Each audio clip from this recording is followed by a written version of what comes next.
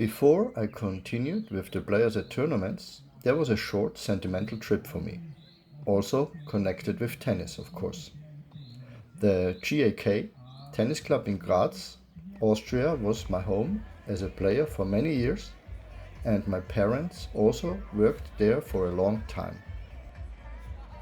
Following renovation work, the new facility was officially opened. It was really nice to meet the people there again after many years. I hadn't seen Thomas Muster for a long time either. It makes you think about how quickly time passes and how little time you have for other things in life. To confirm it, I went straight on to the Challenger in Mauthausen, Austria. But before that, congratulations to Slava Belinsky, who won the Future in Osijek last week in impressive style. He didn't lose a set on his way to victory.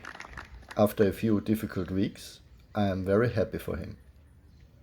Sebastian Sorger lost in the quarterfinals in Osijek and is in the main draw in Mauthausen thanks to a wildcard.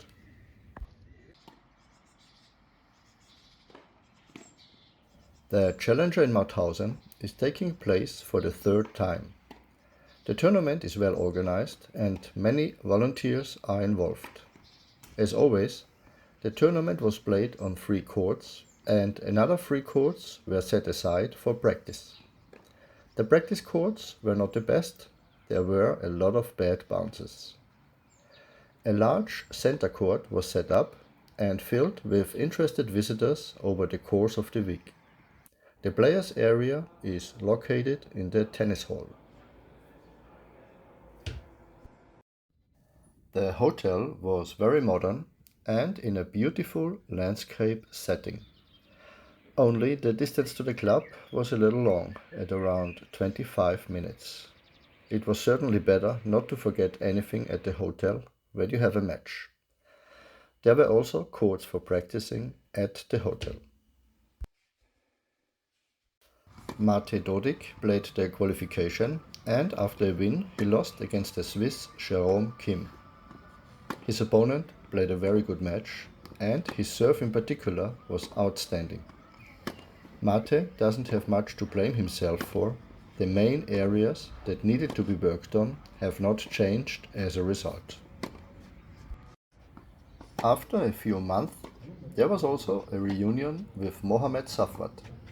He played his way through the qualification, especially the second match against Needler was very tough. He got cramps on match point and it turned out well for him. After the match, Saf tried not to get any more cramps. So he walked back and forth in the parking lot for almost 2 hours until his body calmed down again. In the first round of the main draw against Kuzmanov, there was not much to gain for Safwat. He was clearly defeated in 2 sets. Compared to Kuzmanov, his game was not effective enough. Sebastian Sorger was clearly defeated by the German Rehberg. A bitter defeat and the performance was very weak. Sebastian seemed completely blocked in this match. He has enough guidelines to prevent such helplessness. A match like this should not happen again. I also met an old coach friend in Mauthausen, Håkan Dalbo. Unfortunately, we didn't have time for a chat, and anyone who knows Håkan knows that you need a little more time once a talk starts. There was also a brief encounter with doubles player Sam Weisborn. After the singles tournament was unfortunately over for us by the middle of the week, I went back to Vienna. Unfortunately, Yuri Rodionov was also back in Vienna. He lost in the qualification in Rome.